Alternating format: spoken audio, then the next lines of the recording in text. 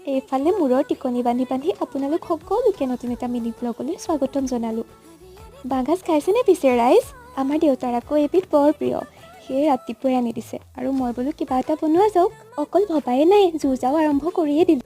গাজখিনিৰ লগত অকণমান নিমখ, অকণমান চ'দা গুড়ি দি এয়া বইল কৰি ল'ম। আনফালে আকৌ মই প্ৰয়োজনীয় সামগ্ৰীখিনিও গোটাই ল'লোঁ। এইফালে আকৌ কি হ'ল জানেনে, আমাৰ গেছটোও শেষ হৈ থাকিলে। সেয়ে সকলোখিনি লৈ আকৌ চৌকালৈ ৰাওনা হ'লোঁ। এনেই বাৰু মই চৌকাত ৰান্ধি ভালেই পাওঁ, খালি অত্যাধিক গৰমৰ বাবে ভিডিঅ'টোহে কৰিব নোৱাৰিলোঁ।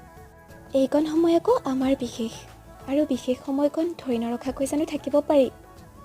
এই অকণমানি সুখবোৰেইতো ভৰাই ৰাখে আমাৰ জীৱনক, নহয় জানো?